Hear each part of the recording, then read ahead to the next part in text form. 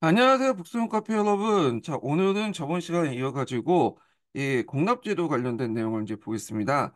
자, 조용조 중에 이제 마지막 조가 이 특산물 갖다 바치는 공납인데 저번 시간에도 얘기했지만 이 공납의 비중이 전세보다 훨씬 더 높거든요. 그래서 공납이 한 60%는 이제 차지할 만큼 이 재정에서 상당히 중요한 부분이에요. 그러면 이제 공납의 이제 제도 변천을 좀 보면요. 일단 고려 전기 때까지만 해도 초창기 때만 해도 이게 공납하고 이제 요역하고 전세가 구분이 안 됐어요. 그러다가 이제 조금씩 이제 시간이 지나면서 구분이 되면서 고려 후기 때 이제 뭐냐면 요역이 이제 뭐냐면 완전히 그 전세에서 이제 분리돼 나가거든요. 자, 그때 이제 그걸 기준으로 이제 보면 이때 이제 징수 기준은 호등이에요. 호등. 아, 참고로 요걸 이제 먼저 설명을 하고 넘어갈게요. 공납은 넓게 보면 그 요요의 한 부분이야. 그러니까 보통 우리가 조용조라고 하잖아요. 예. 근데 이 용 안에 이 조가 들어가 있어요. 그 이유가 뭐냐면 특산물을 각 지역 단위로 이렇게 분배하고 각 관청에서는 이제 그 사람들 시켜가지고 이 특산물을 이제 그 노동요를 통해서 뭐냐면 만들어오거나 하여튼 취집해가지고 바치면 이걸 가지고 이제 지방 간화해서 중앙으로 이렇게 보내거든요. 그러다 보니까 조도 이제 뭐냐면 용의 범위에 들어가요. 크게 보면요. 그렇다 보니까 용의 기준하고 요역의 기준하고 그다음에 공납의 기준이 징수 기준이 동일하다. 이 말은 뭐냐면 그 요역의 기준이 바뀌면 공납의 기준도 바뀌고 공납의 기준이 바뀌면 요역의 기준도 이렇게 바뀌는 거예요. 예, 그런 것도 염두에 두시고 이제 보셔야 될 것 같은데. 자, 하여튼 고려 후기 때는 요역이나 공납이나 이게 기준을 이제 정해놓고 걷어야 될 거 아니에요. 동원하거나. 그때 이 기준이 개정법이에요. 개정법. 개정법은 뭐냐면 혼을 기준으로 해가지고 얼마나 성인 남자가 맞느냐에 따라서 이게 이제 동원되는 그런 것들이 달라지거든요. 그래서 이제 있는데 조선 초기 때도 초창기 때는 개정법을 사용하다가 이 개정법이 이제 뒤에 얘기했지만 개정법으로 바뀌어요. 예. 그래서 요요기 기준이 개정에서 개정으로 바뀌다 보니까 자 이때 이제는 호를 기준으로 해가지고 결수에 따라서 5등급을 나누죠. 5호등제라고 하죠. 그래서 이걸 기준으로 해갖고 요역을 이제 뭐냐면 징반하고 동시에 공납을 징수할 때도 요 기준을 이용하죠. 예. 자, 그래갖고 이제 그 당시 요역 같은 경우에는 이렇게 이제 토지를 기준으로 해갖고 개정법 바뀌고 그거에 대해서 이제 구체적으로 이제 시행수칙이 만들어졌는데 이게 8굴주 일부제야. 이거 예전에 시험 문제 나왔죠. 예. 자, 그래서 이제 토지를 많이 갖고 있는 사람들이 그 뭐냐면 요역도 많이 이제 징발하고 동원되고 그다음에 공납도 많이 이제 뭐냐 갖다 바치는 그런 구조가 되는 거예요. 예. 자, 근데 이제 문제점은 뭐냐면 여기 이제 기준 자체가 이제 애매모호하죠. 왜냐면 이 공납이나 요역의 기준이 호를 기준으로 하되 토지 결수를 한다고 했잖아요. 그러면 상당히 이제 뭐냐 어떨 때는 이제 호가 될 수도 있고 어쩔 땐 토지 결수가 될 수도 있고 그러잖아요. 이 기준이 좀 예매하고 그것 때문에 좀 약간 여러 가지 부작용이 있다 보니까 나중에 이제 대동법에 들어오면서 이제 이런 호등 기준이 뭘로 바뀌냐면 토지 결수 통일화되게 돼요. 예. 그래서 조선 그 전기 때는 대개 이제 그 종전에 노동력을 동원하는 그 방법에서 나중에 이제 조선 후기 때 토지 교수 넘어가는 어떤 가독이었다. 이렇게 보시면 되겠죠. 자, 그리고 이제 토지 결수 바뀌는 이제 뭐냐면 공납이 대동법이고요. 당연히 요역도 공납의 기준이 바뀌니까 바뀔 수밖에 없겠죠. 왜 서로 연결돼 있으니까. 그러니까 이제 요역 같은 경우에는 이제는 정결 수풀제를 시작해. 그래갖고 이제 직접 자기가 그 당시에는 징발했는데 이제 정부가 이 요역세를 걷어가지고 노동력을 이제 고용하는 방법으로 이제 바뀌게 되죠. 이게 정결 수풀제인데 이때 이제 요역세 같은 경우에는 이제 그 대동세를 거둘 때 같이 거뒀다고 그래요. 예. 그래서 이제 요 내용인데 요역 부분은 뒤에 있으니까 이제 그때 좀 따로 설명하고요. 여기에서는 이제 조선전기 때 공납 부분만 좀 얘기할게요. 이런 흐름이 있었다는 정도만 파악을 해두시면 될 것 같아요. 자, 그러면 조선 전기를 기준으로 해서 한번 얘기를 해보겠습니다. 자, 일단 공납은 기준이 뭐냐면 이제 그 해당 지역에 이제 산문을 걷는다라는 기준이 있어. 지역 산문을. 그래서 이걸 어려운 말로 임토작공이라고 하거든요. 자, 그래서 임토 작공에 입각해서 해당 지역에서 뭐 생산된 물건들, 특산물들을 이제 징수하는 게 이제 그건데, 물론 이제 이게 원칙일 뿐이고, 실제적으로 항상 예외가 있죠. 그래서 예외 때문에 이제 문제가 생기는데, 이건 나중에 좀 다시 얘기하고요. 자, 그러면 이 공납의 종류가 뭐냐? 공납의 종류는 이제 뭐냐면, 크게 세 가지가 있어요. 상공과 별공과 진상인데, 상공은 정기적으로 매년 지정된 품목의 토산물을 납부하는 거고요. 그 다음에 부정기족은 이제 국가의 필요에 따라 납부하는 거 있죠. 예를 들어서 이제 뭐 청나라나 명나라 사신들이 올 경우에 그 진원물로 갖다 바치는 것도 있거든요. 중국에 이런 경우 있고 진상은 왕이나 왕실 개인에게 이제 바치는 이런 거야. 그래서 이제 이게 왕실 개인, 어, 왕실에게 바치는 건데 주로 이제 뭐냐면 식재료들이 많아요. 식재료들. 예. 근데 이 진상이 상당히 이제 뭐냐면 상공과 별공보다 또 바치기 어려운 거는 그 당시에 냉동 기술이 발달하다 냉동 기술이 발달하지 못하다 보니까 운송 도중에 썩거나 부패되는 경우가 많거든요. 그래서 이 진상이 상당히 뭐냐 바치기가 어려웠다. 그래서 우리가 이제 좀 약간 빌런 같은 인물들 보면 아이 저 진상 이렇게 하잖아요. 예. 그래서 이 진상이란 말이 여기서 나왔다 그래요. 자, 그러면 공납의 부가 원칙을 좀 보겠습니다. 자, 공납의 부가 원칙을 이제 보기 전에 공납이 어떤 식으로 이제 이렇게 분배되는 걸 이제 먼저 봐야 될 텐데, 자, 일단은 중앙정부가 있어요. 중앙정부에서 공안을 작성해요. 공안. 그 공안은 이제 그 해당 지역의 이제 그 특사물이나 얼마나 징수할 것을 정해 놓는 거야. 이 공안. 그래서 이 공안 같은 경우에는 일단 뭐 조선 초기 때 만들어졌지만 크게 변동사항은 없었거든요. 다만 이제 두 번에 거쳐서 이제 공안이 변경됐는데 이게 두 번에 보면 이제 첫 번째가 연산군 때야. 연산군 때 이 공안이 확 늘어났어. 그러니까 이제 이 말은 이제 여러 가지 공납물을 징수하는 게 늘어났다는 거죠. 근데 한번 늘어나는 이 공학의 품목들은 징수량은 본치지 못하죠. 왜냐하면 일단 늘어놓으면 그에 맞게 해서 이제 그 재정이 운영되다 보니까 자 그래서 연산군 때 확 늘어났고 게다가 이제 또 전쟁 중에 임진왜란 중에 이제 그 헌물이 필요하다 보니까 선조 때 이제 한 두 번에 거쳐서 공안을 개정하게 돼요. 그 이후부터는 공안 개정이 없었죠. 예. 근데 이제 이것 때문에 또 문제가 일어나. 예. 요거는 나중에 조선후기 때좀 얘기하고요. 자, 하여튼 중앙정부는 이 공안에 입각해가지고 이제 세금을 저희 공납을 걷는데 여기에서는 이제 개인한테 걷는 건 아니고요. 단위가 이제 뭐냐면 지역 고을에게 걷는 거야. 그래서 이제 경기도 이렇게 쭉 해서 감사에게 이제 내려보내면 여기에서 또 이걸 가지고 이제 해당 군현에 배당을 하죠. 그래갖고 이제 해당 군수들은 그 해당 국민들 노동력을 이용해 가지고 걷는데 노동력은 이제 아까 얘기처럼 이제 처음에 노동력을 이용했어요. 근데 이제 이것이 토지 결수로 바뀌어요. 그래서 토지 결수에 따라서 분배를 하면 이들이 이제 이렇게 바치잖아요. 그래서 이제 그 해당 군 그러니까 해당 국민들이 여기 해당 군 수령대에 갖다 바치면 다시 경기도 바치고 여기에서 이제 이쪽을 중앙정부 이렇게 갖다 바치는 그런 이제 시스템이 있는 거예요. 예. 그래가지고 부가 단위는 해당 군현이에요. 해당 군현. 그리고 이제 해당 군현에서 일반 농민들에게 그냥 토지 결수는 기준에 갖고 이제 이렇게 징발한 다음에 이들이 이제 다 모아가지고 중앙정부에 갖다 바치는 그런 형태였다. 그래서 이제 앞에서 얘기했처럼 요 그 공납이라는 거는 요역의 큰 틀에서 한 종류라는 것도 이 국민들의 이제 기본적인 노동력을 이제 그 동원해 갖고 초창기 때 그렇죠. 노동력을 동원해 갖고 했던 거고 나중에 이제 정규로 바뀌긴 하지만 자 그래서 이제 이런 시스템이었다 이렇게 보시면 돼요. 자 근데 이제 박납이라는 게 있죠. 박납은 뒤에 좀 설명할 텐데 박납은 왜 일어났냐면 일단은 이제 이건 좀 나중에 얘기할게요. 박납이 일어난 거는 일단 이제 기준 가지고 좀 얘기해 보겠습니다. 자 공납의 부과 기준은 호를 기준했다. 호. 그래서 호인데 호도 이제 뭘 기준 가지고 달라질 거 아니에요. 그래서 5등제로 나눈 다음에 이걸 처음엔 인정을 기준했다가 이게 이제 토지 결수로 이제 바뀌게 되죠.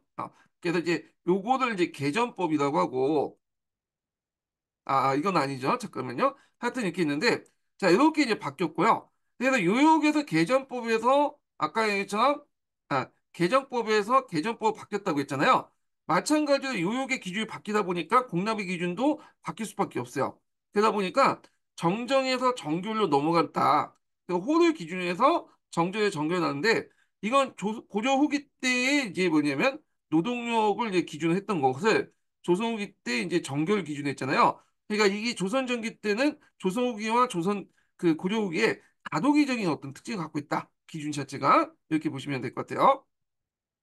하여튼 이렇게 보는데 9년에도 곡물 품목과 수장에 적은 장부인 공안을 보내면 각 지방에서 부과된 공문을 백성들에게 직접 징수하는 방법이죠. 그래서 이제 부과 대상은 국민들이 아니라 요 9년 단위로 이제 갖고 징수했고 요 밑에 있는 그 백성들은 그 여러 가지 노동력을 이제 하거나 토지 결수에 따라서 이제 하거나 해서 징수를 했고요. 각 지방의 곡물의 품목과 수량을 정할 때 군의 토지, 호구의 다가 기준으로 해서 배정하며 민호의 토지 다수에 따라서 그 5등주를 낸다. 그래서 이제 앞에서 좀 처음에는 이렇게 노동력 정보했다가 토지 교수 바뀌었다고 했죠? 이건 요역 기준하고 연결돼요. 예. 자, 근데 이제 공납에 이제 여러 가지 문제점이 등장하는데 일단은 제일 문제점이 뭐냐면 박납의 폐단이야. 박납. 자, 요거는 따로 이제 뒤에 설명하고요. 그 다음에 이제 곡물의 품목과 수량이 장기적으로 고정되어 다음에 앞당기는 징수와 인납의 폐단이 있었다. 그래서 이 앞에서 얘기했지만 이 공안을 기준으로 해가지고 이제 징수했는데 보통 왕조 국가에서는 이제 유교적인 어떤 왕조 국가에서는 백성들에게 많은 걸 징수하지 않는다 해가지고 어떤 근검 절약을 강조하잖아요. 그러다 보니 초기 때 만들어진 이제 공안이 후에 크게 바뀌지 않아요.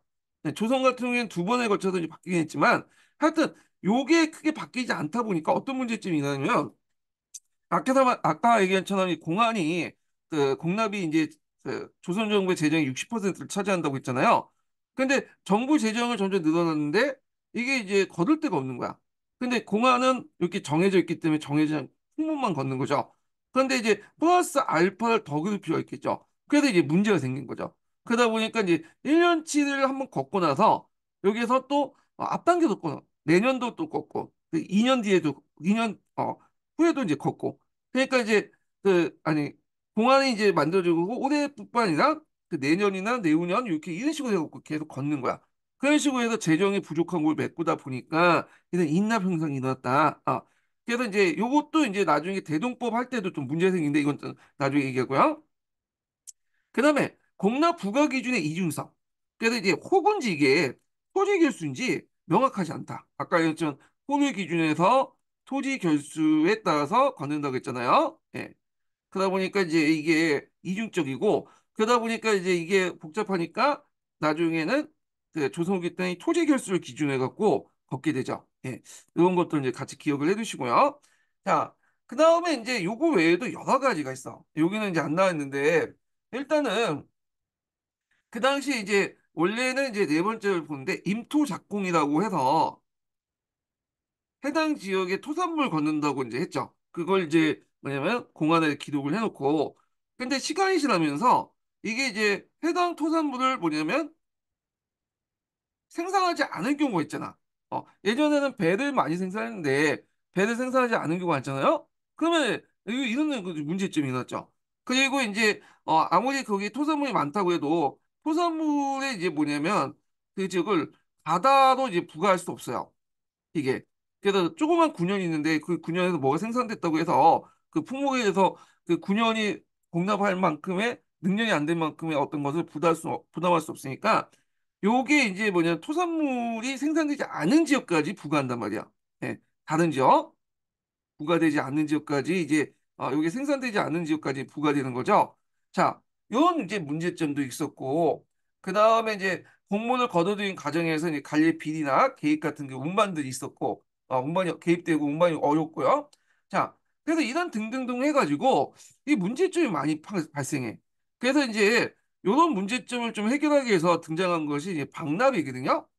박납은 이제 그 심부세미에 보면 이게 박납이 아니라 이제 처음에 대납으로 이제 했다고 그래요. 요 이제 앞에서 그 해당 통산물 생산되지 못하거나 뭐 운반이 좀 어렵거나 그다음에 토산물을 이제 뭐냐 자기 생산되지 않은데도 불구하고 이게 이제 좀 옆에 도와주는 형식으로 이제 다른 지역에 생산되지 않은 아, 물품을 부과되는 경우에는 이제 대납업자들이 등장해가지고 이 당시 군현민의 어떤 동의를 받아갖고 했다고 하거든요. 자, 근데 이제 이게 반강제죠. 거의 강제적으로 바뀐 게 뭐냐면 그 대납에서 이 박납이죠. 이 박람은 뭐냐면 그 동의를 구하지 않고 자기가 중간에 이제 해가지고 하는 건데 이게 박납이에요. 그래서 보통 정부에서는 대납은 허용했지만 박납은 금지하는 그런 이제 뭐냐면 조치를 취했다고 하는데 그 박납업자들이 왜 등장했냐?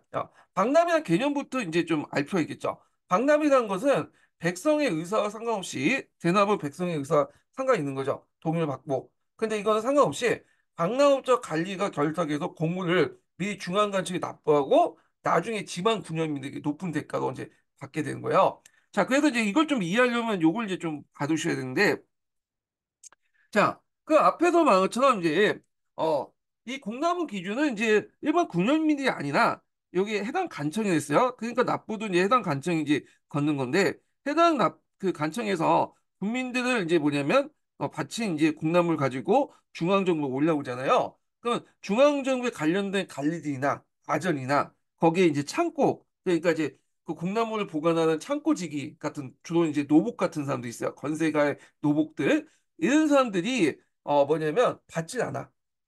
그래갖고 그 보니까 품질이 떨어졌다. 그래서 우리가 요구하는 거 이게 아니지 않냐.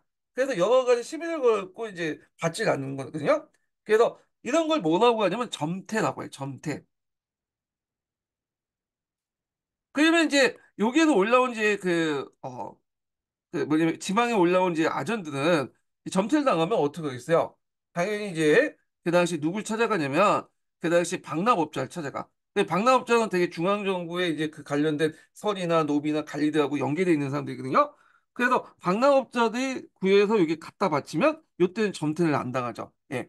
그래서 그러다 보니까 아예 이제 박납업자들이 이제 중간에 끼면서 이제 해당 그 군현에 이 공납을 갖다 바치게 되고 그럼 박람업자들은 이제 중앙정부에서 이제 뭐냐면 연수증을 이제 받으면 그 연수증에 입각해가지고 쭉 내가갖고 그다음 일반 군현민들에게 이제 뭐냐면 그 자기 이제 수술을 보태갖고 이제 헌문이나 뭐 돈을 받거든요. 근데 문제는 이 박람업자들이 납입 완료 증명서 준납첩이라는데 준납첩을 받고 나서 그걸 가지고 이제 일반 군현민들을 여러 가지 물자를 거둘 때 플러스 알파 더 걷는다는 거죠. 예, 더 걷어요. 예.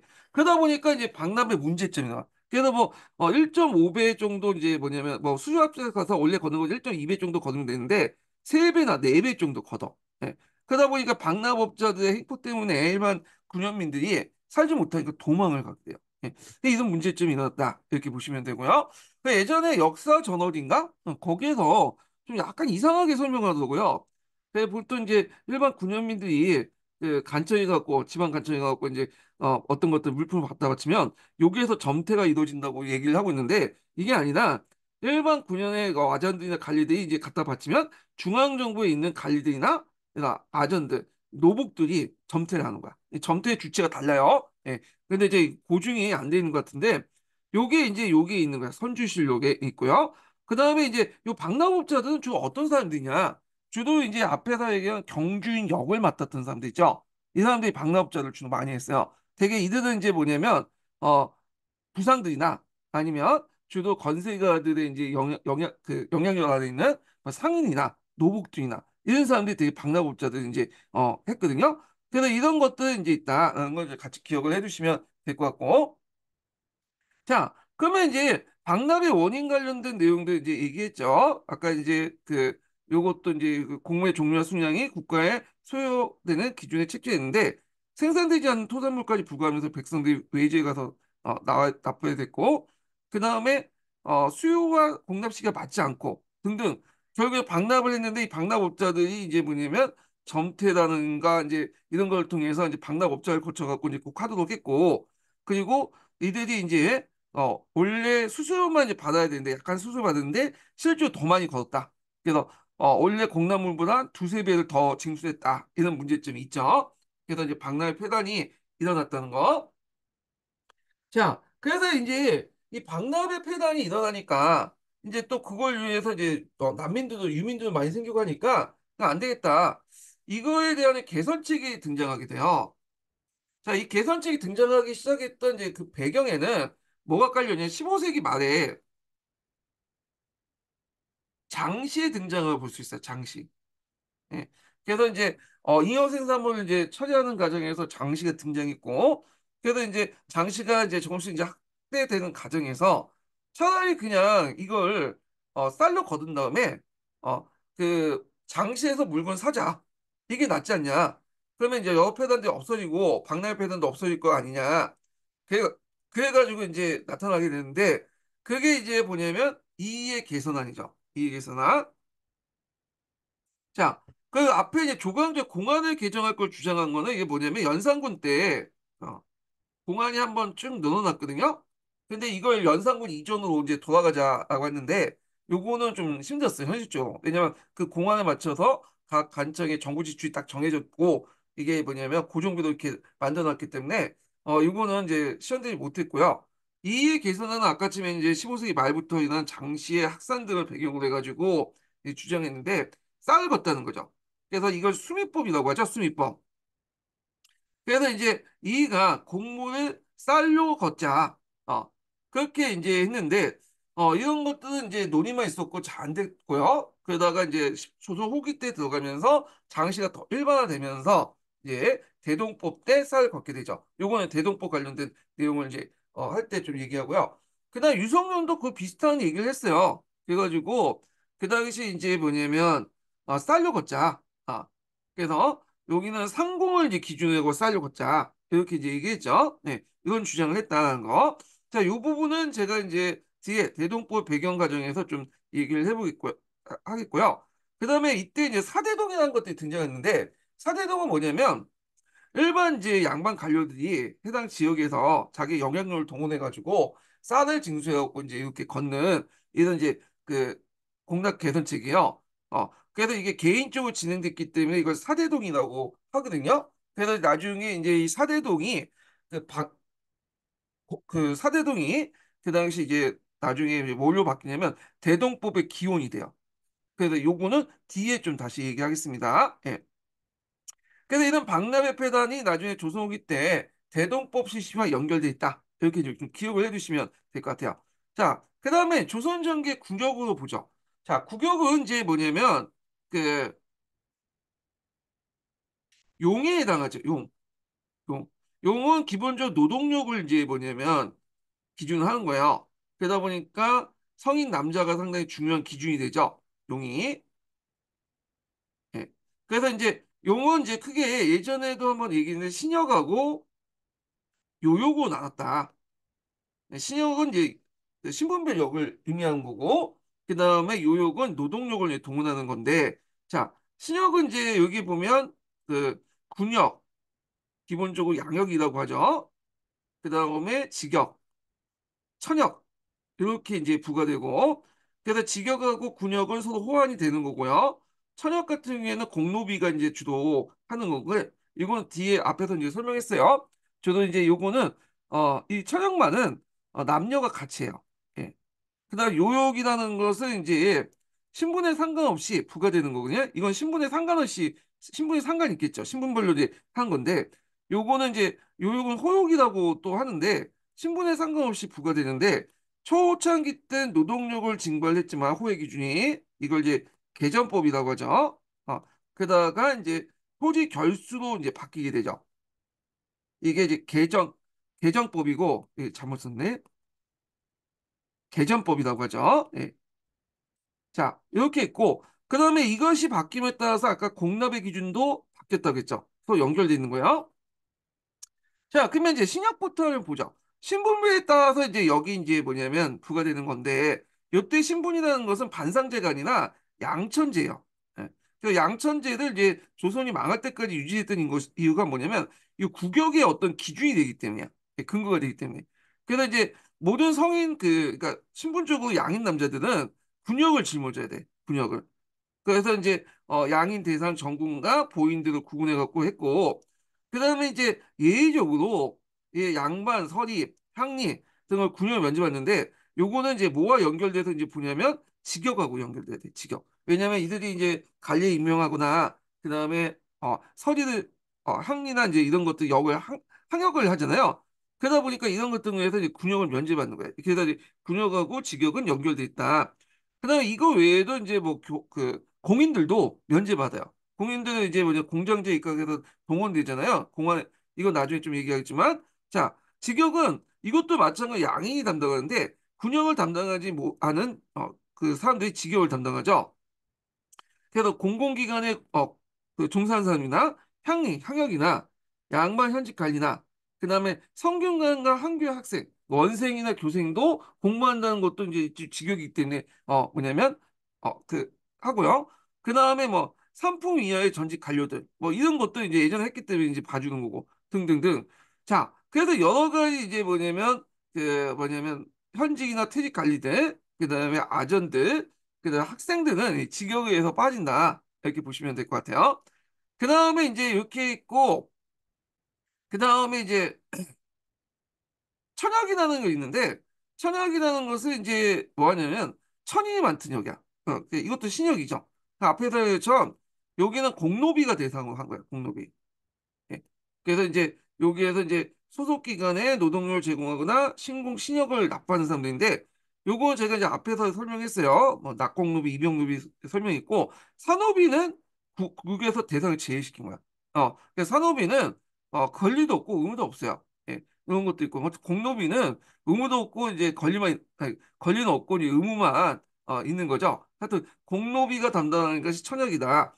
그래서 천역 그 공노비가 아니면 또 노비가 속량 절차를 거치려면 양이 되려면 항상 이제 보충군에 한 6개월 동안 입대해서 군역을 이제 거친 다음에 그 뭐냐 양이 되는 게 뭐냐면 이렇게 역이 바뀐다는 것은 신분이 바뀐다는 것이죠. 신역이 바뀐다는 거는 그렇기 때문에 이 공노비들이 뭐냐면 양이 되려면 6개월 동안에 어떤 이제 그 보충군에 입대해서 군역 양역을 수행해야지만 양이 될 수 있다. 그래서 이제 신역이 이제 바뀌는 거죠. 그래서 신분이 바뀌게 되는 거예요. 역하고 신분은 서로 연결돼 있다. 이렇게 이제 보시면 될 것 같아요.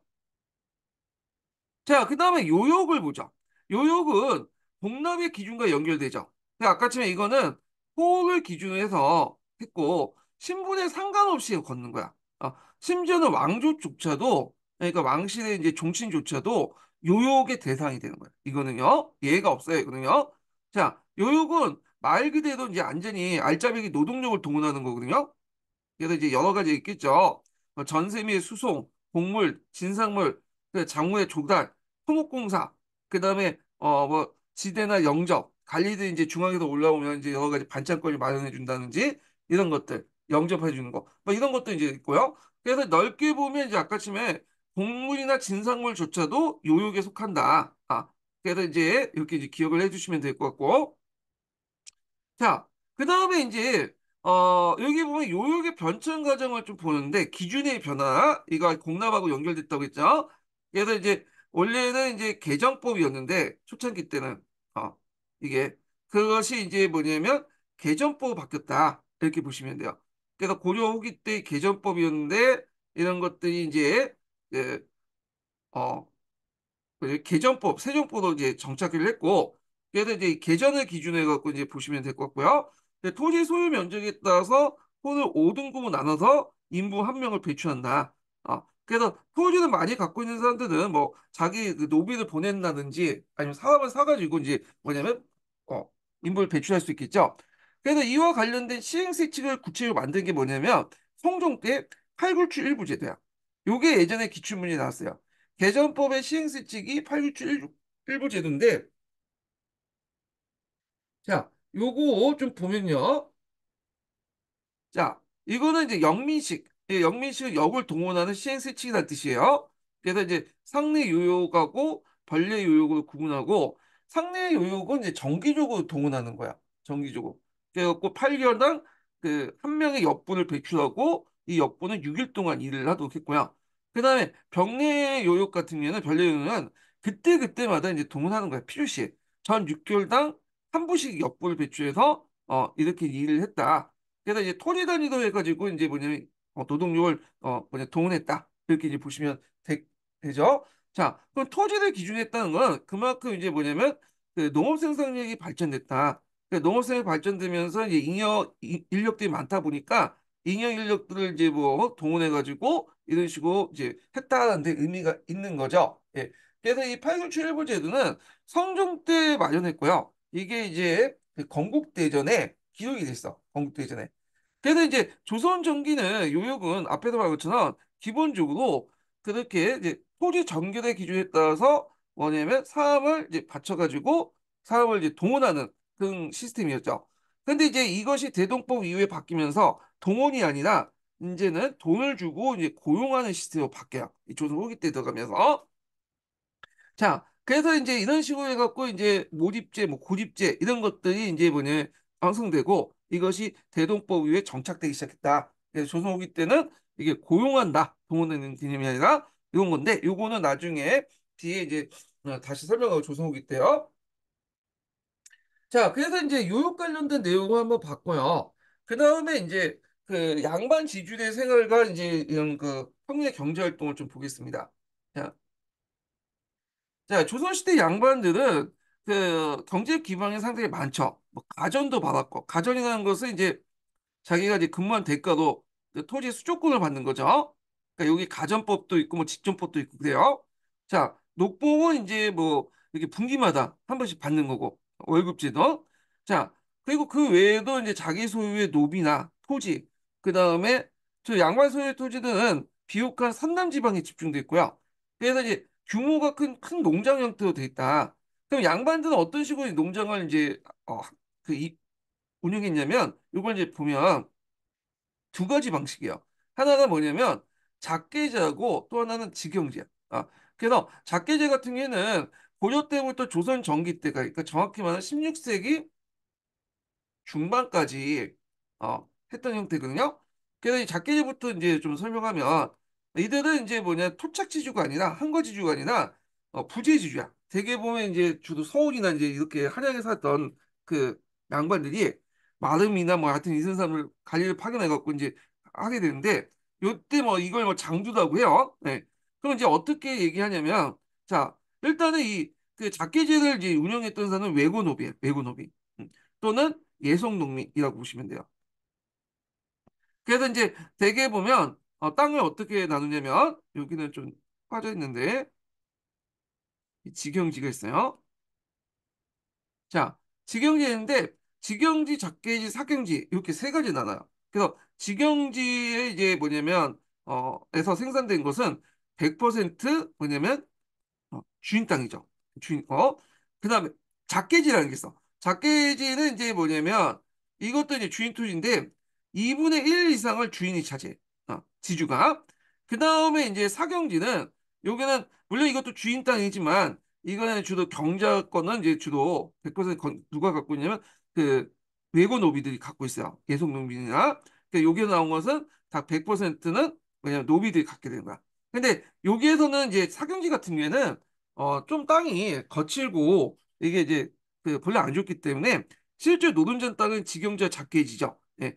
그래서 이제 보통 이제 외고노비들은 이게 사경지에서 얻은 그 생산물과 그다음에 여기 작게지에서 일하는 2분의 1 정도를 갖고 이제 뭐냐면 지대를 갖다 바치거나 아니 직영지 가서 이제 돌아가면서 이게 노역지대라고 하죠. 지대를 바치는 방식으로 하는 거다. 그래서 이제 이렇게 이제 생활을 했던 것이 이제 뭐냐 작계제고요. 그래서 정리해서 말하면 작계제는 크게 작계지, 석영지, 사경지, 직영지 나누고 직영지는 노비들이 돌아가면서 이제 교대도 이제 이렇게 땅을 견적하는 거 하는 거고 요걸 대가로 주인이 100% 갖는 거고 작계지 같은 경우에는 여기에 2분의 1은 주인이 갖고 자기가 이제 경제가 외고 노비가 갖고 이렇게 이제 운영이 됐던 형태가 작계제야. 그래서 이 작계제는 좀 외고 노비와 예속 노비를 대상으로 했기 때문에 이때 이제 일어나는 현상이 암락위청이라고 하죠. 암락위청. 그래서 한번 많이 들어봤을 거야. 예. 그래서 양인을 그 압박해서 뭘로 만들어? 천민으로 만드는 거야.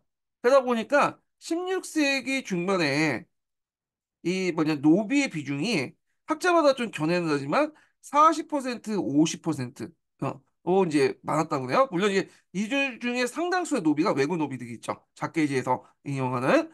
그다음에 직영지라는 게 있어요. 직영지. 직영인지는 이제 부재지주가 아니라 해당 양반이 여기 가서 이제 일을 하는 거야. 그래서 자기 노비들, 그러니까 솔고 노비죠. 솔고 노비를 이용해 가지고 이제 하는 형태가 직영지 형태인데, 이 직영지 형태는 조선 후기 때 강화되기 시작해요. 이건 나중에 조선시대 때 또 얘기할게요. 그래서 이제 이런 두 가지 형태가 있다, 이렇게 보시면 되고요. 자, 그러면 여기에서 이제 뭐 지주 전호제에 관련된 내용을 좀 보겠습니다. 자, 지주 전호제라는 것은 이제 토지 소유권을 기준으로 나눈 거죠. 그래서 토지 소유권을 기준으로 했는데 땅을 갖고 있는 사람을 지주라고 하고 땅을 빌리는 사람을 전호라고 하잖아요.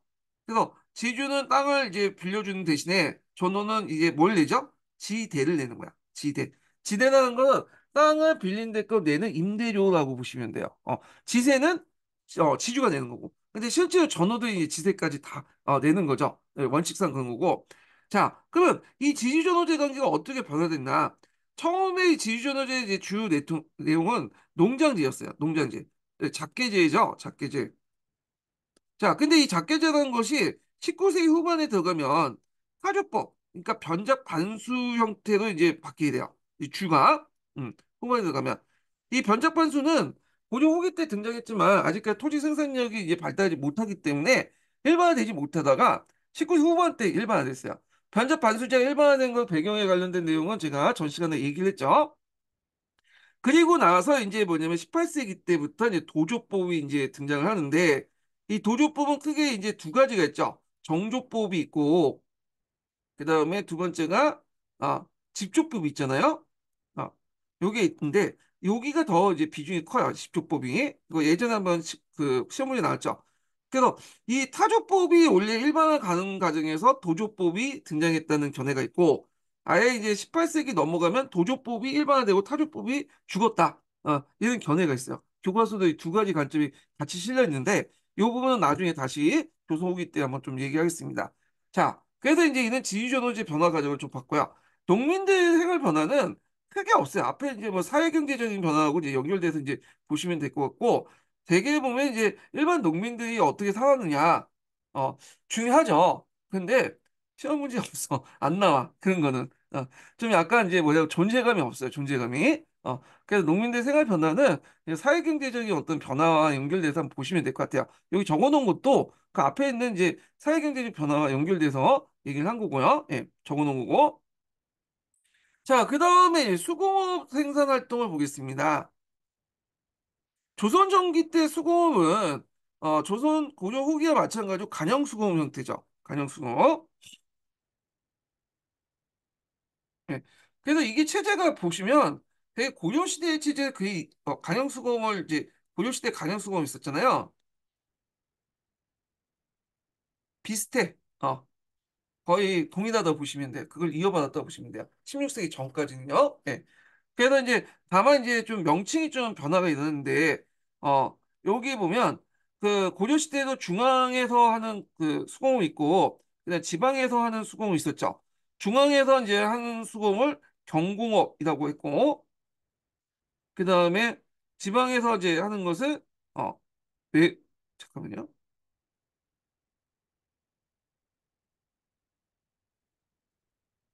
경공업이 아니라 그냥 경공장이다. 좀 이상한다 그랬어. 네. 경공장이라고 했고 명칭상 그다음에 지방에서 외공장이라고 이제 했죠. 명칭이 좀 생긴 거야. 그러니까 경공장과 외공장이라는 존재가 아예 없었던 게 아니라 고려시대에 있었는데 예전에 뭐 중앙수공업, 뭐 지방수공업 이런 식으로 이제 얘기했는데 조선시대 때 이걸 공식적으로 경공장, 외공장 이런 식의 이 명칭이 생긴 거야. 그래서 시민한국사 읽어보면 경공장과 외공장이라는 명칭이 생겼다고 이렇게 말하지 않고 예전에 조선시대에 없었는데 경공장, 외공장이 생겼다. 아니, 고려시대에 없었는데 그 경공장, 외공장이 생겼다. 이런 식으로 얘기를 하거든요. 그건 좀 약간 오해 소지가 있어. 예전부터 고려시대는 중앙 그 수공업이 있었고 지방 수공업이 있었는데 조선시대 들어오면서 이게 명칭이 경공장, 외공장으로 공식화됐다. 이렇게 이제 얘기를 해야지 정확한 건데 예. 자, 하여튼 오해 소지는 좀 있다는 거죠. 그 표현 자체가. 그러면 봉인들은 어떻게 이제 해갖고 강형수공에 동원됐나? 이걸 이제 알기 위해서 아까 전에 직역 관련된 내용을 좀 봐야 되는데 아까 직역하고 군역하고 연결됐다고 했죠? 그래서 공인들은 군대에 안 가는 대신에 군역을 빠지는 대신에 이 직역을 담당해요. 아, 그래서 이제 군역이 바뀌면 또한 공인대 직역 또한 바뀌겠죠. 이게 서로 연결돼 있는 거예요. 그러면 이제 어떻게 했냐 보면 보통 그 전국에 있는 공인들은 공장항에 등록돼 있어. 공장항에. 그래갖고 이 공장에 등록돼갖고 3번 제도 운영이 돼갖고 동원돼요. 그래갖고 이제 나집단하고 다집단 같은 경우에는 이제 평상시 생업을 하면서 민영수공업에 종사를 하고요. 그러다가 자기 동원식에 들어가면 이게 이제 간영수공업에 들어가게 되죠. 그래서 거기에서 이제 일을 하게 돼요. 그때 이제 간영수공업도 고려시대 비슷해요. 여기 또 이제 계층화 돼갖고 밑에 있는 것은 동원된 이제 공인들이고 관리직급에 해당하는 이제 뭐냐면 공인들이 있어요. 얘들은 이제 어느 정도 그 월급을 받고 이제 생활하는 거고 그 위에 이제 관리들이 있겠죠. 예, 품간직이. 자, 그래서 하여튼 동원을 되는데 이들은 이제 동원되면서 그 안에서 일정한 양만 할당하고 나머지 생산 부분은 공장세를 납부하고 시장에 팔 수가 있어요. 예. 그래서 이제 이렇게 있고 또 그 안에 동원되는 애들 중에 아니면 이제 그 좀 뛰어난 애도 있을 거냐. 이들 경우에 관리직으로서 채아직을 받아. 최하직은 거기에 일을 할 동안 녹복을 받는 거죠. 근데 이거는 주로 이제 약간 관리직 그 뭐냐면 공인들 얘기하고 대부분이 동원된 공인들이었다. 이렇게 보시면 돼요. 예. 자, 그래서 조선 전기 때는 이 간영수공이 민영수공 다 우위였어요. 이런 것들이. 자, 근데 이제 문제는 이제 16세기 들어가면서 바뀌게 돼요. 앞에서 이제 그 이게 직역하고 군역하고 서로 연결됐다고 그러잖아요. 그런데 이제 중기 때 이게 바뀌게 돼. 중기 때 보면 이제 앞에서 얘기했죠. 군적 수포제가 이제 실시되잖아요. 그러면 포만 납부하고 이제 군역에 면제받는 시기잖아요. 그러니까 이것도 마찬가지로 이제 포를 납부하고 뭐냐면 이게 직역에 면제받는 식으로 바뀌게 된 거죠. 그래서 납포장으로 이제 뭐냐면 바뀌게 됐나 이렇게 보시면 되고 조선 후기 때는 아예 납포하지 않고 그냥 장인세만 납부하면 그 뭐냐면 그냥 빠지는 식으로 되는 거야. 세금만 내버리면. 그래갖고 이제 이렇게 빠지고 이들은 또 이제 점촌이라는 곳에서 이제 형성해갖고 이제 했는데 나중에는 뭐 장인세도 납부하지 않고 이제 빠지고 그도 해요. 자, 그래서 이제 초창기 때 3번제를 동했지만 나중에는 포를 받고 빠지는 납부장이 형성됐고 나중에는 아예 그냥 장인세만 납부하고 이제 아예 직역을 빠지는 그렇게 했다. 그래서 이제 후기 때 들어가면 간영수공은 거의 죽었다 보시면 돼요. 다만 이제 무기라든지 그 다음에 이제 동종 같은 것들을 만드는 수공이 필요할 거 아니에요. 이렇게 진짜 필수적으로 이제 뭐냐면 한 걸 제외하고 안보나 경제를 제외한 이 수공을 제외하고는 다 이제 뭐냐면 민간 수공으로 넘어갔다. 이렇게 보시면 되겠죠. 그래서 이제 뭐 이렇게 있고 그래서 이제 간영수공 관련된 내용들 좀 기억을 해두시고 경공장과 외공장으로 이렇게 나눠져 있고 그 다음에 이들 중에 이제 일부는 이제 뭐냐면 동원되지 않는데 이때 공장사를 대표하고 또 동원되더라도 이제 뭐냐면 그 할당량을 뭐냐면 초과한 그 생산품은 공장세를 납부하고 또 뭐냐면 갖다 팔 수 있는 그렇게 있고 관리직 같은 경우에는 녹봉과 품계를 받는 그런 것들에서 체어직이라고 해갖고 이제 있다 이렇게 보시면 돼요. 자, 그래서 이제 이런 그 조선전기 때 그 수공업 같은 경우에는 시험 문제 안 나오죠. 예. 그래서 넘어갈게요. 조선 후기가 이제 중요하니까 그때 이제 좀 보고. 자, 그 다음에 조선전기 때 상업. 조선전기 때 상업도 시험 문제 거의 안 나왔어요. 이게. 예전에 이제 시정 관련된 내용이 한번 잠깐 언급돼 있었던 걸 제외하고는 그 나오지 않았어. 예. 자, 하여튼 이렇게 이제 보는데 자, 일단 조선전기의 사업은 전반적으로 침체했죠. 일단 이제 조선조차도 유교 국가다 보니까 무분 억말. 그러니까 농업을 이제 뭐냐면 주고, 그다음에 상업을 이제 말살보다는 좀 관리하고 통제하는 그런 방식으로 했다. 그래갖고 이렇게 있고, 그래서 이제 조선전기 때 이제 주요 이제 상위 집단은 시천상위 집단들이요. 시천상인들. 그래서 이제 시현상인들은 왜 필요했냐면 이거는 뭐 고려시대도 있었고 조선시대도 있었고 예전에 삼국시대도 있었던 거거든요. 왜냐면 이제 개경이라든지 한양이라는 거는 큰 뭐냐 소비도시잖아요. 거기에 있는 거주민들과 그다음에 관리들 이 사람들에게 이제 물건을 이제 뭐냐면 공급받으려면 공급해 주려면 시장이나 존재가 필요했던 거야. 그래서 이제 정부에서 간설 시장을 만들어 가지고 그걸 운영을 했어요. 그래갖고 이제 서울을 기준으로 보면 종로 있죠. 종로 쭉 일대에 간설 시장을 만들어 가지고 거기 입점을 시켜. 그래가지고 거기에 이제 국가의 수용물이나 도성민의 일상적인 수요품을 조달했다. 그래서 조선 왕조도 마찬가지예요. 개성에도 시전상이 있죠. 그리고 한양 천도안에도 여기 또 시전을 만들어갖고 이제 사업을 벌였다. 그래서 이제 그때 태조 때 이제 뭐냐면 그게 만들어졌거든요. 그래서 서울이 이제 한양이 이제 건설된 당시에 만들어졌다는 거. 그래서 이제 이게 예전에 한번 시험문이 나왔어. 네, 요 관련된 내용이. 그래갖고 요거는 뭐 나올 가능성이 없긴 한데 일단은 나왔으니까 좀 얘기를 하고요. 네. 아, 태조가 아니라 태종이네. 잘못 쓴 거야. 태종 때부터 만들어졌다. 그래서 12태종 12년부터 해서 14년까지 횡랑을 이제 조성했어, 국가에서. 그래서 이제 여기에서 이제 상인들을 입주시킨 다음에 시장사를 걷고 이렇게 운영이 됐다. 이렇게 보시면 될 것 같아요. 자, 그 다음에 이 시천상에 관련된 내용은 나중에 뒤에 조선 후기 때 좀 더 얘기를 하고요.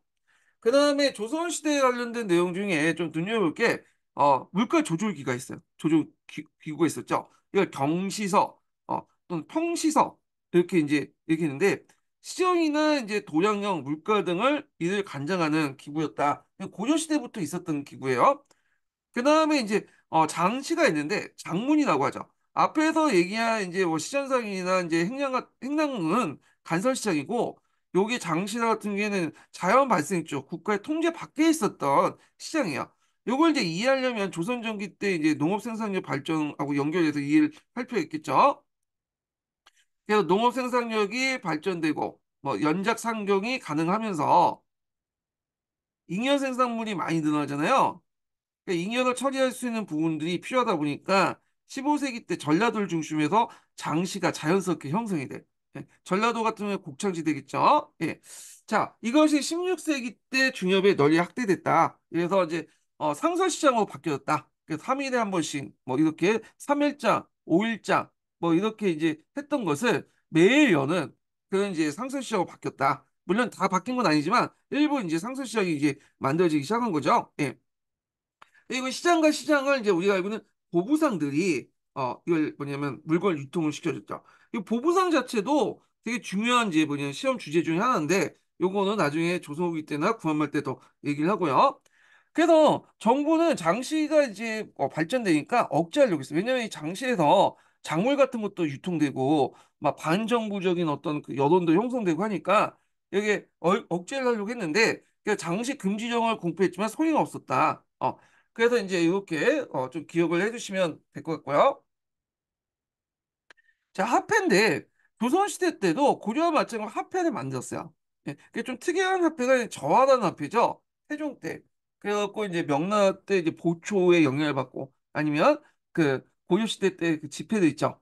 그런 거에 영향을 받고 저했는데 만들었는데 별 의미 없이 했죠. 그래서 잘 통용되지 않았고 이게 저하가 지금처럼 좋은 종이로 만드는 게 아니라 이게 뭐냐면 좀 한 줄 만들 때 잘 찢어지고 근데 종이 자체가 이제 그 당시에는 신뢰가 없잖아. 그러다 보니까 이게 많이 유통되지 못했고요. 조선통보도 뭐 하다가 이것도 유통도 안 됐고, 그 다음에 전패, 유협장이라고 하는데 이거는 이제 화살처럼 생겼다고 해서 이제 이렇게 하거든요. 그래서 평상시에는 이제 화폐 사용했다가 전시에는 화살로 이렇게 화살촉을 이용했다는데 다 실패했어. 그래서 조선 전기 때 왜 화폐 유통이 실패했냐? 이거는 자연 경제 형태 때문에 실패한 거죠. 유통 경제 발달하지 못했잖아요. 굳이 이렇게 화폐를 사용할 필요 없다. 그래서 되게 물품 화폐들이 되게 이제 사용했다. 헌물 화폐들이죠. 그래서 이제 헌물 화폐들이 이제 뭐냐면 주였다. 예. 그 대표적인 게 쌀, 그다음 포인데 여기에서 이제 면포죠.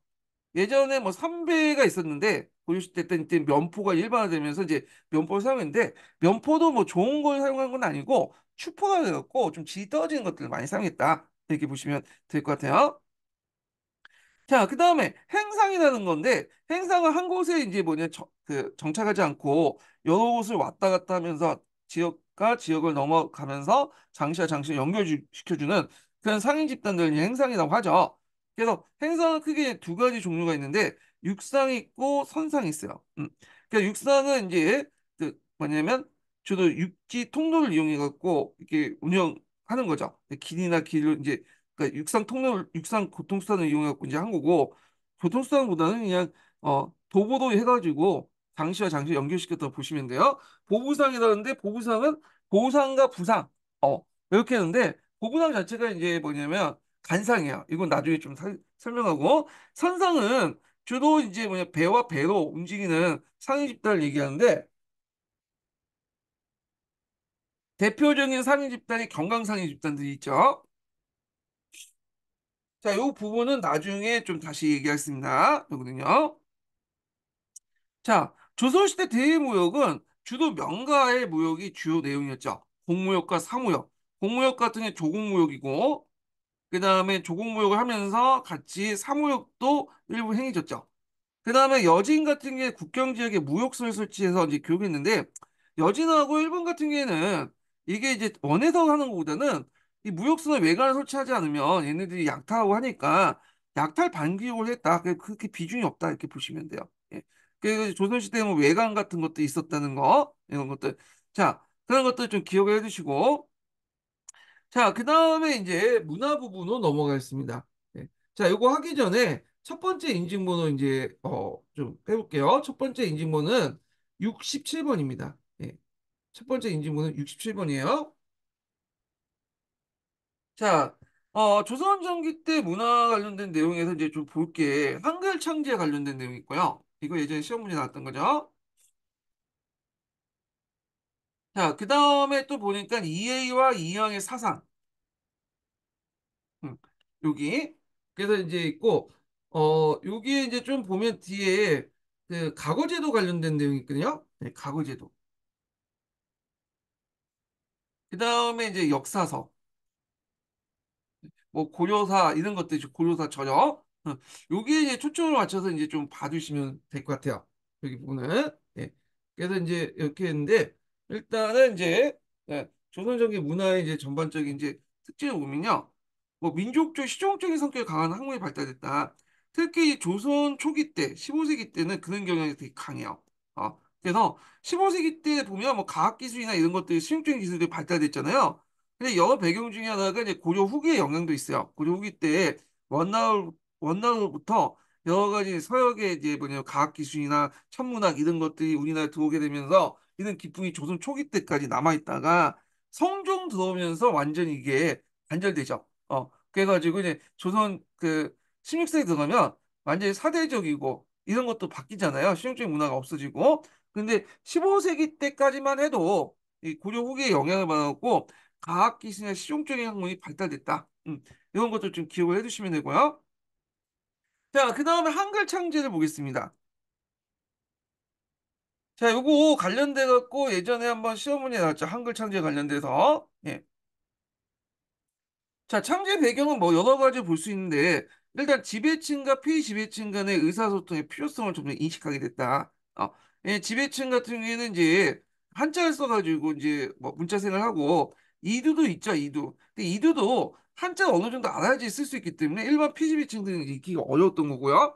자, 근데 이제 지배층들이 이 피지배층들에게 어떤 뭐 노역을 동원하는다든지 명령을 내린다든지 세금을 징수할 때 이 만료하다 보니까 불편함을 느낀 거야. 그러다 보니까 이 피지배층도 알아줄 수 있는, 알 수 있는 문자가 필요했던 거죠. 그 다음에 말과 글이 일치되지 않아서 불편을 극복하게 된 거다. 그래갖고 이제 말 같은 경우에는 우리 이제 고려 많이 쓰는데 글 같은 경우는 한자 쓰잖아요. 특히 한자를 공부할 때도 이게 되게 불편해. 왜 불편하냐면 일단 여기가 우리가 이제 이거 큰 대자도 있고 작은 소자라고 있잖아요. 이 대, 소나고 있죠. 근데 우리가 이제 이걸 음을 이렇게 우리가 음역이라고 하죠, 보통. 한자 읽을 때 음역 해갖고 이제 음을 읽잖아요. 근데 예전에는 이게 읽기가 좀 그랬어. 왜냐면 한자도 이게 한글로 적혀 있지 않다 보니까 이게 읽는 사람에 따라 다르게 읽는 거야. 이걸 뭐 대자로 읽고 어떤 사람은 따라고 읽고 뭐 타라고 읽고 뭐 이런 식의 발음이 이제 하는 거죠. 소도 마찬가지고. 자, 그러니까 이제 이 응가 한자 응가 그 다음에 이제 한자를 좀 고정시킬 필요 있는데 한자 음을 고정시키려면 뭐가 필요한 거야? 예, 조선의 나름대로 한글이 필요한 거죠. 우리나라 글자가 그래서 한글을 통해서 한자 음을 고정시키는 데 큰 역할을 했다는 거야. 그래서 조선시대 때 이제 한글이 만들고 나서 주로 이제 양반 자제들이 먼저 배우는 글자는 뭐냐면 그 한문이 아니에요. 뭐가 뭐 한글을 먼저 익혀. 한글 익혀야지만 천자문에 있는 음들을 뭐냐면 익힐 수 있고 이걸 이제 자기가 혼자 자습할 수 있는 거야. 근데 한글 모르는 상태에서 한자만 보면 그 스승이 얘기한 것만 가지고는 이제 기억이 다 못하잖아. 그러다 보니까 이제 학습에 지장이 있겠죠. 근데 한글 음을 알고 있으면 자기 혼자 학습을 해도 그 음을 알 수 있는 거죠. 자습이 가능했던 거야.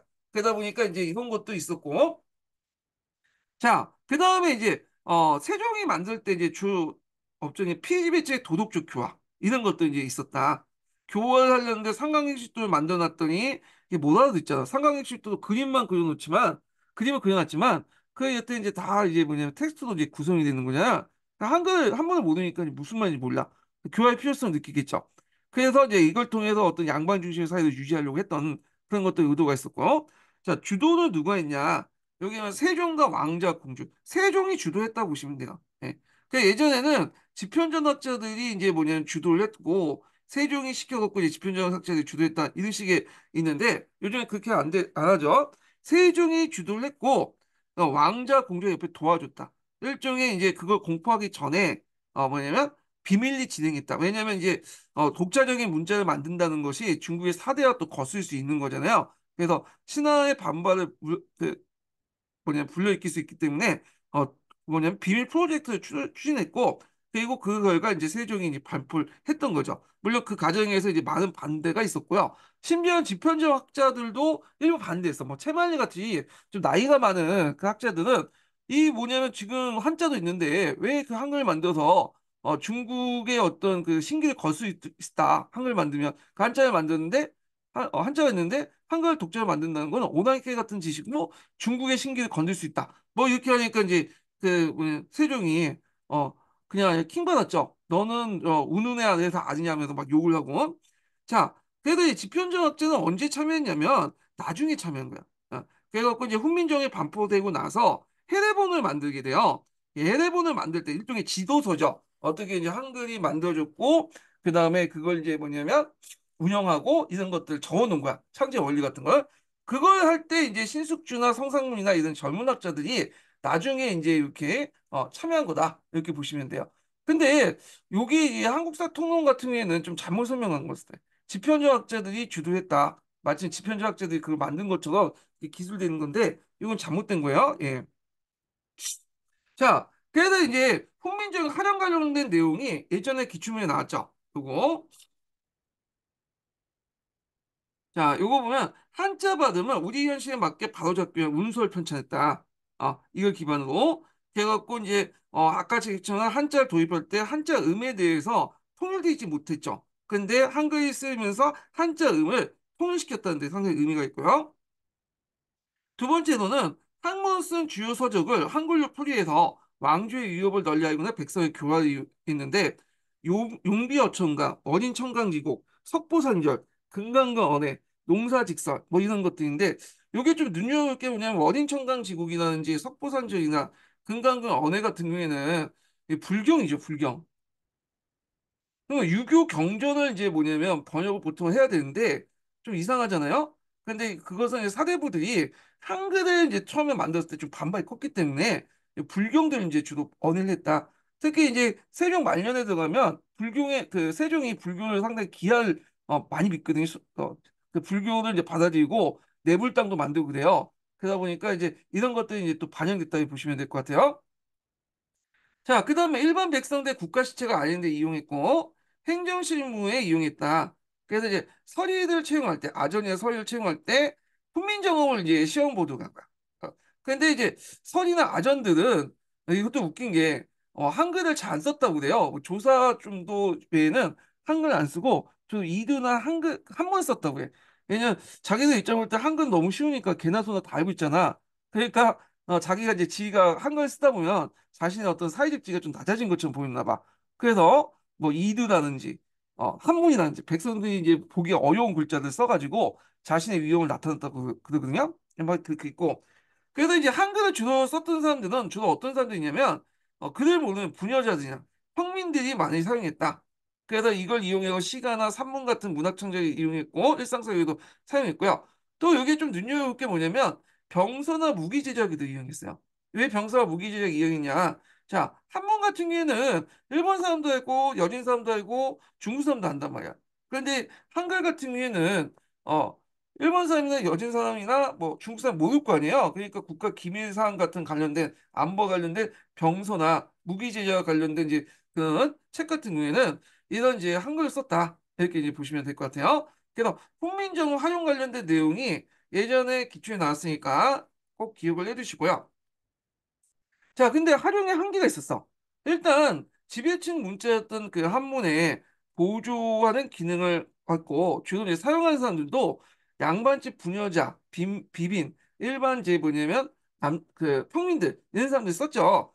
그러다 보니까 이제 천한 글자에서 언문이라고 해서 한동안 이제 멸시를 받았던 거잖아요. 예. 자, 창제의 의의를 볼게요. 뭐 창제의 의의는 시험 문제 나올 것 같진 않아. 왜냐면 이게는 이제 그 약간 주관적인 판단이 들어가 있는 내용이니까 일단 보면 일반 백성들도 문자 생활을 항해할 수 있었고 민족 문화를 발전 보존할 수 있었고요. 문화 민족으로서 긍지와 자부심을 느낄 수 있었다. 그 다음에 이제 앞에서 얘기했지만 요거는 철저히 세종이나 한 사람에 의해서 주도한 거야. 예. 그래서 세종이나 한 사람이 주도하여 과학적이고 독창적인 문자를 제작했다. 이렇게 보시면 될 것 같아요. 예. 그래서 만약에 세종이 왕이 안 되었다면 택견되지 않고 양녕대군이 왕이 되었다는 역사가 이제 약간 우리 생각이 좀 불편할 수 있을 것 같아. 세종이 왕이었기 때문에 이게 널리 또 전파된 것도 있잖아요. 자, 그래서 이제 이렇게 있고, 자, 그 다음에 이제 역사서 편찬 관련된 내용을 보겠습니다. 자, 역사서 관련된 내용이 가끔씩 기출문에 나오죠. 예. 그래서 상당히 중요한 부분인데, 요거는 뭐 심푸셈이라든지, 그 다음에 특히 이제 그 구특강 있죠, 구특강. 거기에 되게 자세히 돼 있어요. 예. 그래서 저는 이 구투각을 좀 많이 보겠는데, 하여튼 그 역사서 편찬 목적을 보겠습니다. 자, 일단은 건국 초기 때는 일단은 고려가 망하고 이제 조선이 등장했잖아요. 그러니까 왕조의 정통성 확보가 상당히 중요했어. 왕조. 그 조선이나 왕조의 정통성 확보. 그래서 이제 이때 뭐 고려사라든지 고려사 절호 같은 것들이 이제 만들어지죠. 그리고 성리학적인 통치 규범 정착 이런 것도 있고요. 근데 16세기 때에 비해서 이제 15세기 사서가 좀 다르게 있거든요. 좀 차이가 있어요. 예. 그래서 15세기 같은 경우에는 좀 진취적이고 이제 간학파들이 집권했던 시기잖아요. 그러다 보니 상대적으로 자주적인 성격이 있고 강군을 강조하고 주로 고려사나 고려사 조로 같은 이제 간찬 사료가 많고요. 그 다음에 고대사 정리를 하면서 동국사작, 삼국사 조조, 그 다음에 뭐 이런 것들이 있었다. 이렇게 보시면 될 것 같아요. 예. 자, 요게 참고로 조조라는 글자가 있는데 이 조조라는 것은 뭐냐면 그 역사설 요약했다. 요약본을 얘기한 거야. 기존의 책이 있는데 기존의 책을 이제 요약해서 편집했다. 이렇게 보시면 되겠죠. 그러니까 이제 국선 교재도 일종의 조선시대에 비하면 저조야. 조선시대 그 기준에 보면. 자, 그 다음에 16세기 사서는 이제 뭐가 있냐면, 어, 특징이 뭐냐면, 자, 사림이 이제 그 당시 주도했잖아. 사림의 정치 문화의식이 반영됐고요. 존화주의와 왕도주의가 반영됐고, 그 다음 단군보다는 기자를 강조했다. 그 다음 사각형 그 사서인데, 사각형은 이제 뭐냐면 요약본이야. 저조예요. 네. 그러니까 기존의 사서를 요약한 내용이 있다. 그래서 요약하되 자기 때도 이제 요약한 거죠. 네. 그래서 이제 있고, 그 다음에 이제 경사일치에 입각해서 경악의 어떤 보조적인 수단으로 이제 사용했는데 요거는 뭐 16세기뿐만 아니라 전반적으로 이제 그 정근대 시대 때의 특징 중에 하나예요. 요거는 예. 그래서 이제 이렇게 이제 보시면 될 것 같고요. 예. 자, 그러면 이제 조선왕조 실록 관련된 내용을 보겠습니다. 조선왕조 실록은 시험 문제에 나오진 않았지만 나올 가능성이 상당히 많은 부분이죠. 왜냐하면 한국사 능력 검증이나 이런 것들이 이제 자주 나오기 때문에 있고, 그 다음에 심포세 보면 이제 조선왕조 실록 관련된 내용들이 있죠. 그 만드는 과정 같은 것들. 자, 그럼 조선왕조를 만들 때 어떻게 이제 조선왕조를 들어가기 전에 조선왕조는 역사 서술체가 뭐죠? 편년체죠. 편년체. 그냥 시간의 어떤 순서에 따라서 하는데 왕을 중심으로 해서 이제 편찬된 것이 조선왕조 실록이고요. 그래서 왕이 죽으면요, 그 실록총을 만들어. 실록총을 만들어가지고 개설해서 편찬했다. 그래서 이제 우리가 조선왕조 실록 하면 이제 그게 고려왕조 실록도 같이 있어요. 예. 그러니까 예전에 고려왕조 실록 같은 걸 이제 편찬했거든요. 그래서 이제 이게 이제 지금 남아있진 않지만 고려왕조 실록의 편찬하는 그 간행이나 이런 것들 바탕으로 해서 뒤에 조선왕조도 이어받아서 조선왕조 실록을 편찬했다고 보시면 돼요. 그래서 어떤 왕이 죽으면 그 후에 이제 왕들 후대 왕이 국가를 즉위하자마자 실록처럼 만들어갖고 편찬했다 이렇게 이제 기억을 해두시면 되겠죠. 자, 그래서 이제 특징을 보면요. 춘추필법의 월층에서 사필의 공정성을 강조하고요. 왕사후 작성했다. 그래서 이제 칙령법인데 칙령법은 왕의 이제 표기법을 연호와 상관없이 이제 그 연대를 나타낼 때 한 표기법을 이제 사서의 표기법이 있거든요. 그래서 뭐 예를 들어서 뭐 이게 그런 것들 노무현 정부 일부 1년, 2년 이런 식으로 표기한 것처럼 그 당시에 이렇게 표기했는데 이게 기본이 뭐냐면 윤년칭호법이에요. 윤년칭호. 네. 육류칭호법이 이제 뭐냐면 기본이다. 그래서 이제 이게 육류칭호법은 예전에 한번 얘기를 했을 거예요. 이게 육년이라는 것은 연을 띄워놓다는 거죠. 그래갖고 고려 시대까지만 해도 즉위년칭호법, 훈년칭호법이 이제 주였어요. 우리 이제 갈래가 아니라 훈년칭호법이잖아. 근데 육년칭호법은 A왕이 죽으면 A왕이 800년에 죽고 이제 그 3월달에 죽으면 B왕이 800년 4월달에 즉위했다 보면요. 훈련치고법은 3년부터 이제 외양 그뭐 얘가 30년 짓거든 외양 30년 이렇게 있는데 4월부터는 비왕 1년이 되는 거죠. 이 훈련치고법은. 근데 요게 유년치고법은 A양이 800년 3월에 있으면 죽더라도 그 후에 800년은 계속 A양 1년 그 30년 치세요. 그럼 B양은 언제부터 이제 칭호를 하게 되냐면 800년 801년부터 1월 달부터 뭐냐면 이게 B왕 1년이 되는 거야. 예. 이게 중국식 칭호법이잖아요.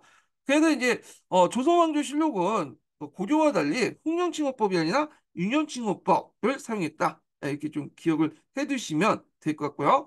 다만 이제 윤년칭호법이 아니라 직인년칭호법, 그러니까 훈령칭호법을 사용했던 왕들이 있어요. 이게 이제 뭐냐면 대표적인 태조죠. 태조는 조선이나 왕조를 세웠잖아요. 예, 조선 왕조를 세웠고 그 다음에 이제 중종은 이제 강해군을 뒤엎고 이제 아니 연산군을 뒤엎고 이제 왕이 됐던 사람이니까 연산군의 정통성이 없으니까 곧바로 즉위한 거고 중종 때.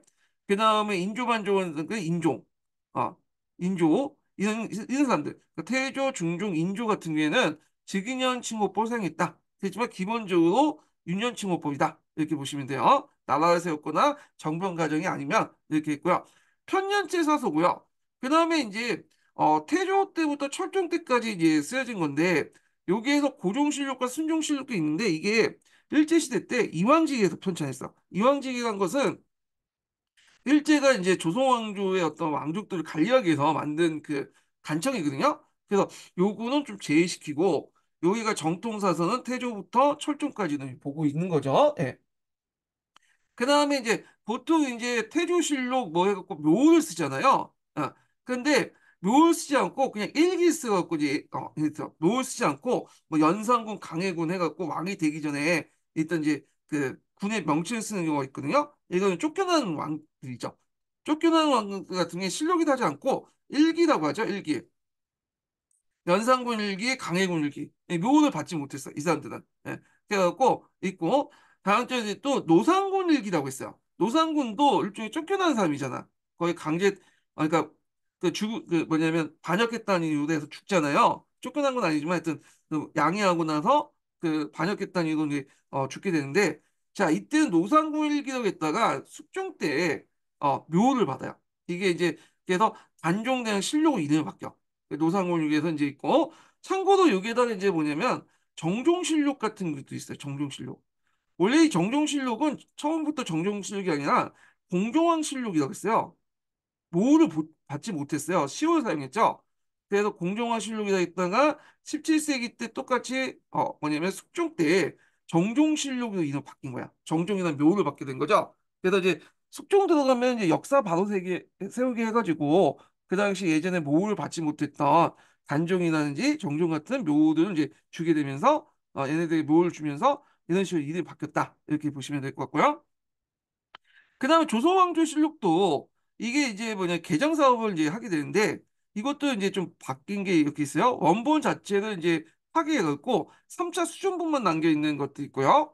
개수실록이 갖고 아예 그냥 전멸 다 부인하고 새롭게 편찬한 것도 있고 그다음에 수정실록이 갖고 그 이제 새로운 사실을 착오해서 수정을 하는 것도 있어요. 그러니까 이제 이건 전체 이제 수정이고 그냥 부분 실력이 수정이거든요. 근데 이제 이것을 이제 바꿀 때 예전에 그 실력을 없앤 게 아니라 지금 남아 있어요. 그래서 선조 수정 실력과 경전 수정 실력이 있고 그 전에 원본이었던 선조 실력하고 경정 실력이 또 있어요. 예, 수정 실력하고 이렇게 경정 수정 실력이 있다는 거. 이게 되게 정치적 입김이 좀 강해요. 왜냐면 원래 선조 실록 같은 경우에는 이게 이제 강해군 때 만들어졌잖아요. 그러니까 이제 대북개통들이 만들어진 데 반해서 선조 수종 실록은 인조반정 이후부터 만들어지거든요. 그러니까 이제 서인들이 만들어졌던 거죠. 그러니까 이제 자기의 어떤 당파색이 어떤 좀 강했다 이렇게 보시면 될 것 같고, 근데 이제 선조 수종 실록 만들 때 선조 실록 없애는 게 아니라 그대로 놔뒀어. 그 때문에 선조 실록하고 선조 수종 실록이 비교가 돼요. 특히 이제 선조 실록이 또 이렇게 수종 실록 만든 이유가 뭐냐면 이 전쟁 와중에 많은 사초들이 없어졌어요.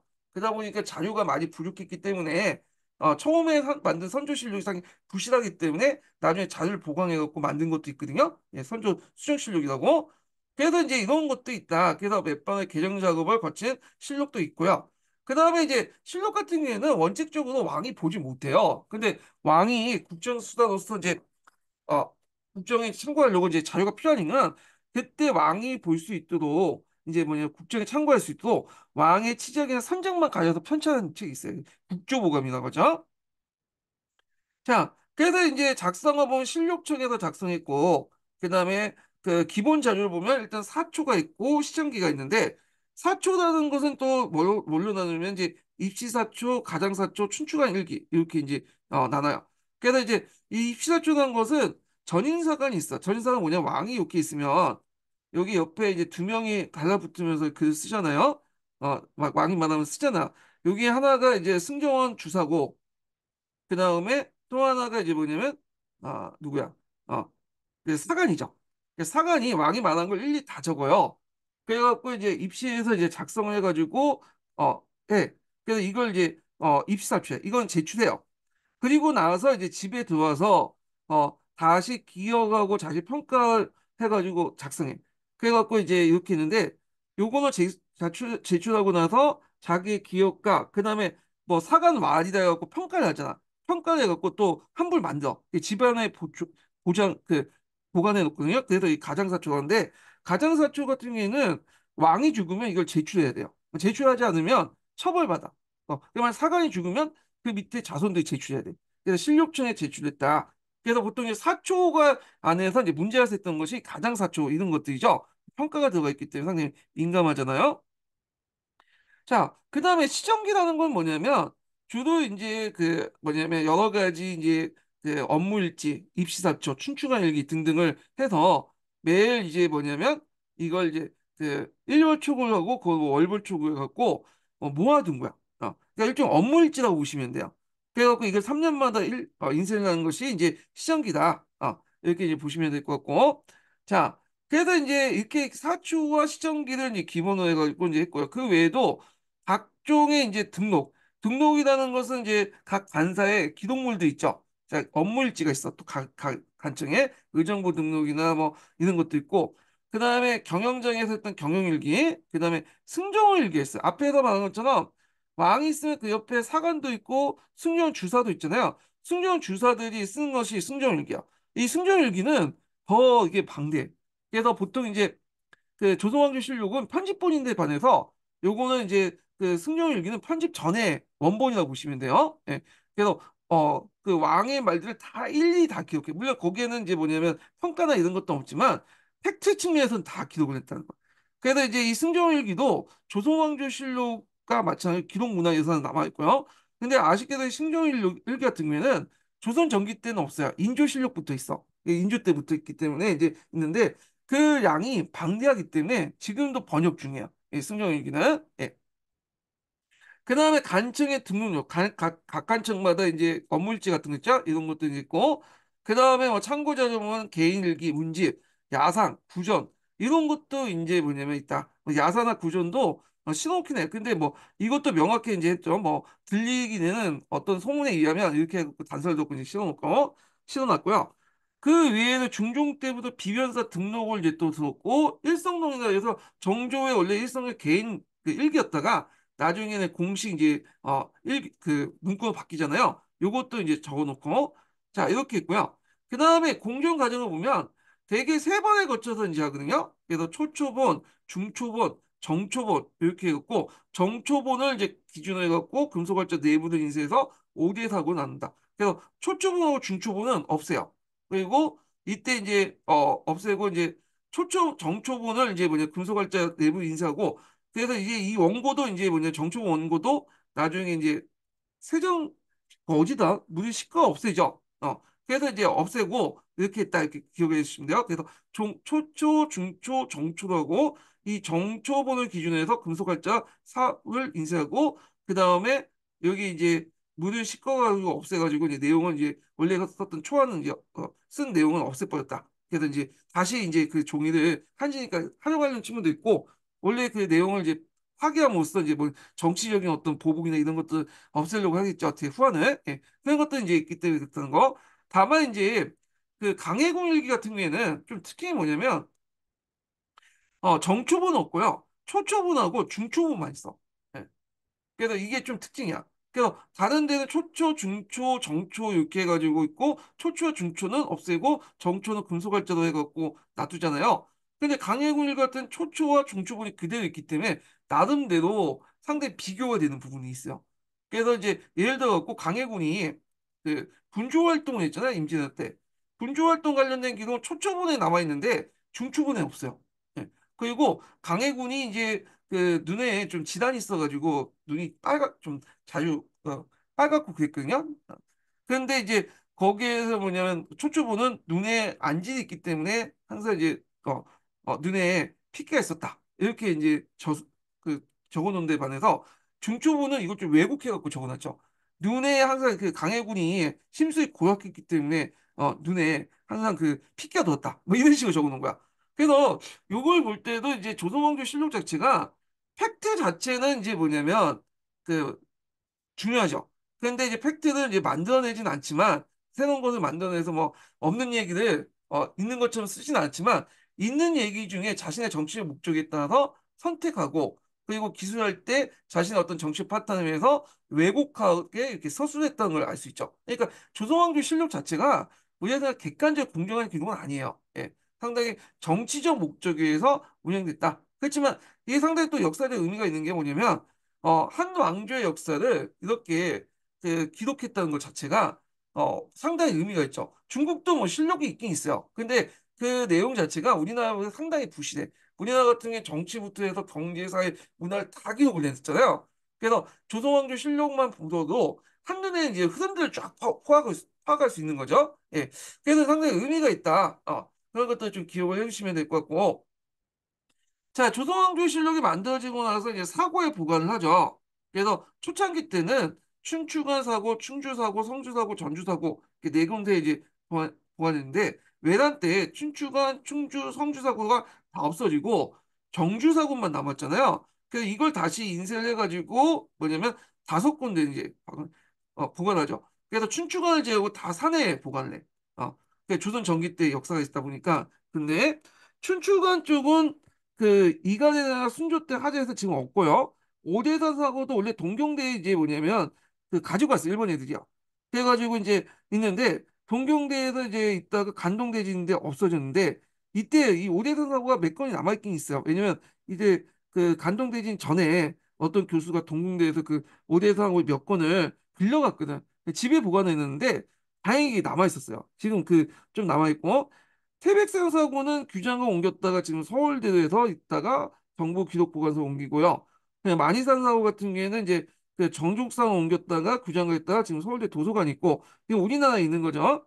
그러니까 묘항산 사고 같은 경우에는 그, 이게 적상산 옮겼다가 항실 장서가구에서 서울에 있었는데 6.25 전쟁 중에 북한이 가져갔어. 이게 없어졌거든요.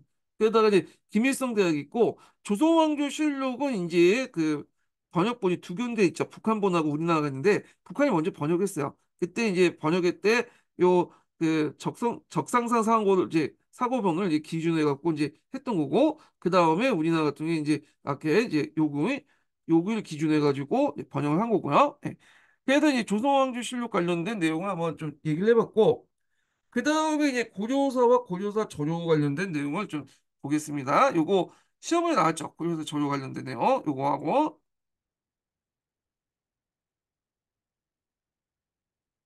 자, 요 부분은 좀 쉬었다가 진행을 하겠습니다. 요거 하기 전에 인증번호 알려줬죠? 예, 인증번호 알려줬으니까 좀 쉬었다가 진행할게요. 예.